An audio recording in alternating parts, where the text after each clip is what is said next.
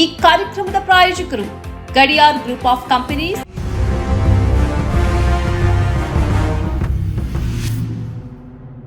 ವೀಕ್ಷಕರೇ, ಇದು editor speak.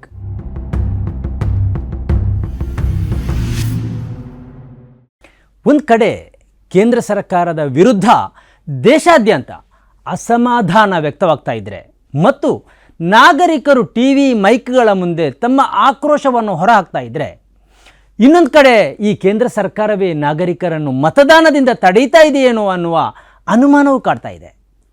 ಸುಮ್ಮನೆ ಅನುಮಾನಿಸ್ತಾ ಇಲ್ಲ, ಅದಕ್ಕೆ ಆಧಾರವೂ ಇದೆ.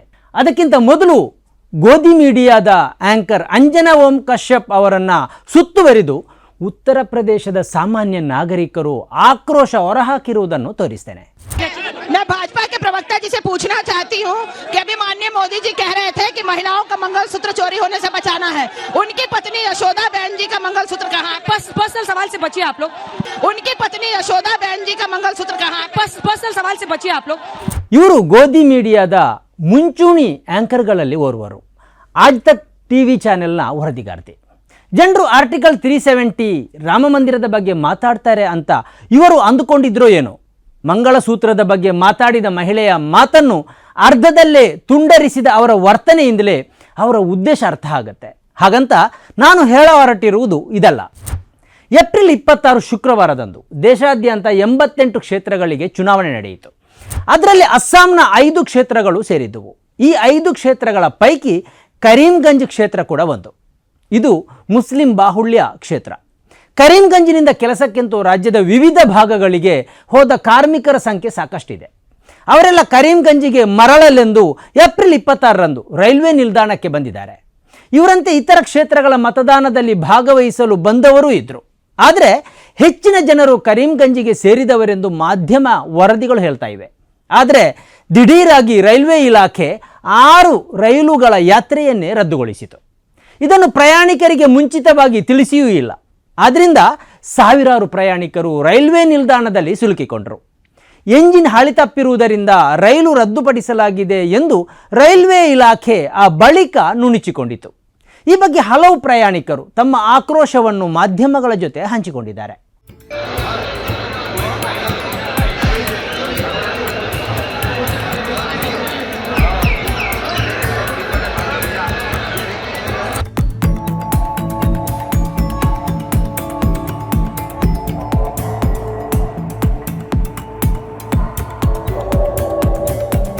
ಆದರೆ ಉದ್ದೇಶಪೂರ್ವಕವಾಗಿ ರೈಲನ್ನು ರದ್ದುಪಡಿಸಲಾಗಿದೆ ಎಂಬ ಅಭಿಪ್ರಾಯವನ್ನು ಸೋಷಿಯಲ್ ಮೀಡಿಯಾ ಬಳಕೆದಾರರು ವ್ಯಕ್ತಪಡಿಸಿದ್ದಾರೆ.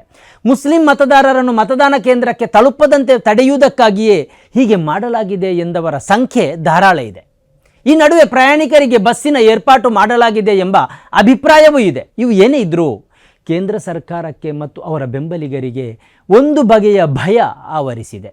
2 ಹಂತದ ಮತದಾನ ಈಗಾಗಲೇ ಮುಗಿದಿದ್ದು ಬಿಜೆಪಿ ಪಾಳಯದಲ್ಲಿ ಸುಖಾನುಭವ ಕಾಣಿಸ್ತಾ ಇಲ್ಲ.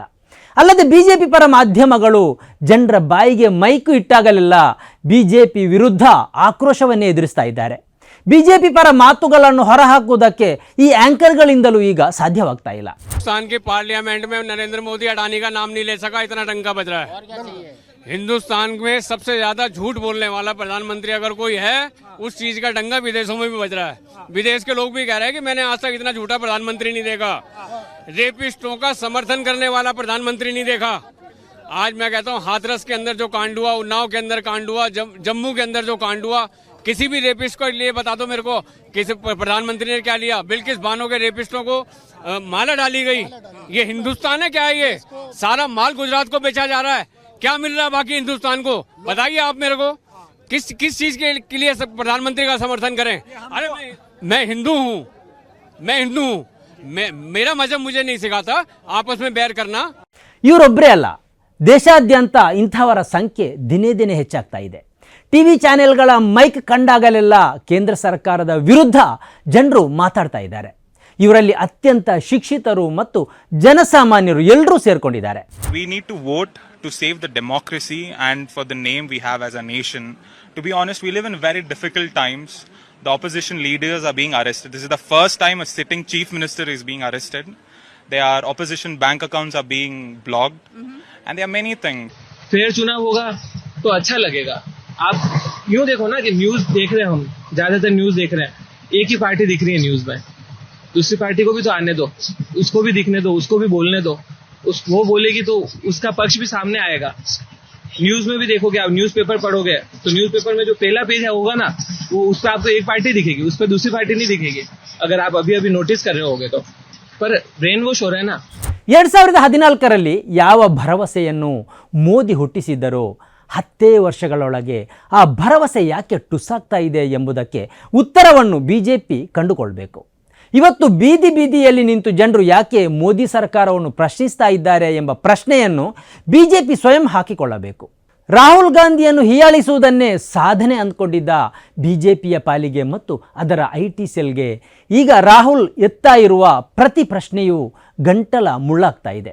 ಅವರು ದಿನೇ ದಿನೇ ಬೆಳೀತಾ ಇದ್ದಾರೆ, ಖಾರ ಪ್ರಶ್ನೆಗಳನ್ನು ಎಸಿತಾ ಇದ್ದಾರೆ, ಕೇಂದ್ರವನ್ನು ವ್ಯಂಗ್ಯ ಮಾಡ್ತಾ ಇದ್ದಾರೆ. अब कांग्रेस पार्टी क्या करने जा रही है मैंने आपको बताया, अब मैं आपको दिखाने जा रहा हूं बीजेपी क्या करने जा रही है. ಈಗ ನಾನು ನಿಮಗೆ ಹೇಳಲಿಕ್ಕೆ ಹೊರಟಿದ್ದೀನಿ ಬಿಜೆಪಿ ಏನ್ ಮಾಡಕ್ ಹೊರಟಿದೆ ಅಂತ. भारतीय चंबू पार्टी भारतीय चंबू पार्टी नरेंद्र मोदी जी की पार्टी, खाली खाली चंबू. ವಿವಿಧ ಪಕ್ಷಗಳ ಅಭ್ಯರ್ಥಿಗಳನ್ನು ಒಂದೇ ಕಡೆ ನಿಲ್ಲಿಸಿ ಟಿವಿ ಚಾನೆಲ್ಗಳು ನಡೆಸುವ ಮುಖಾಮುಖಿ ಕಾರ್ಯಕ್ರಮಗಳಲ್ಲಿ ಜನಾಕ್ರೋಶ ಹೇಗೆ ವ್ಯಕ್ತವಾಗುತ್ತಿದೆ ಅಂದರೆ ಟಿವಿ ಚಾನೆಲ್ಗಳು ಕಾರ್ಯಕ್ರಮ ಮಾಡುವುದಕ್ಕೆ ಹೆದರ್ತಾ ಇವೆ. 10 ವರ್ಷಗಳ ಆಡಳಿತವನ್ನು ಜನರು ಪ್ರಶ್ನಿಸುವಾಗ ಉತ್ತರಿಸುವುದಕ್ಕೆ ಬಿಜೆಪಿ ಅಭ್ಯರ್ಥಿಗಳಿಗೆ ಸಾಧ್ಯ ಆಗ್ತಾ ಇಲ್ಲ. ಅವರ ಅಸಹಾಯಕತೆಯು ಗೋಧಿ ಮೀಡಿಯಾ ಆಂಕರ್ಗಳ ಮುಖದಲ್ಲೂ ವ್ಯಕ್ತವಾಗತೊಡಗಿದೆ. ಅವರು ಈ ಸರ್ಕಾರದಿಂದ ರೋಸಿ ಹೋದಂತೆ ಕಾಣಿಸ್ತಾ ಇದೆ. चुनाव आते हैं तो जाति और धर्म की बात कहां से आ जाती है? 10 साल में गिनाने के लिए इनके पास कोई एक काम नहीं है. मणिपुर में महिलाओं के ऊपर अत्याचार हुआ, निवस्त्र किया गया, कहाँ थे मोदी जी? 10 सालों से हमारे लिए क्या किया? कुछ काम नहीं किया हमारे लिए. आप ये बताएं 10 साल तक सरकार में थे, महंगाई भ्रष्टाचार के बारे में क्या हुआ? 15 लाख का क्या हुआ? संविधान को ज्यादा जरूरी समझती है या धर्म को ज्यादा जरूरी? क्या आपको वातावरण नजर आता है देश का 400 पार? मणिपुर भी हमारे देश का हिस्सा है, कभी वहाँ पर देख लिया करो. आप क्यों नहीं गए अभी तक? बीजेपी क्या बात करते हैं, हम महिलाओं को आगे बढ़ाते हैं और आपका एक नेता महिलाओं के लिए आपत्तिजनक टिप्पणी कर देता. ಅಂದಹಾಗೆ ಗೆಲ್ಲುವುದು ಇಂಡಿಯಾ ಕೂಟವೋ NDA ಕೂಟವೋ ಅನ್ನುವುದು ಜೂನ್ 4ರಂದು ಗೊತ್ತಾಗುತ್ತೆ. ಆದರೆ ಇಂಥ ತಾಯಂದಿರು ಮತಗಟ್ಟೆಗೆ ಬಂದಿದ್ದಾರಲ್ಲ ಮತ್ತು ತಮ್ಮ ದೈಹಿಕ ಅನಾನುಕೂಲತೆಯ ನಡುವೆಯೂ ಮತ ಹಾಕಿದಾರಲ್ಲ, ಇಂತಹ ಮತದಾರರಿಗೆ ಸಲ್ಯೂಟ್ ಹೇಳೋಣ. Gadiar Group of Companies, synonymous with excellence and innovation, stands as your dynamic partner for progress. Gadiar Group ensures safety as guardians in firefighting and builds vibrant communities in real estate. Building tomorrow, today.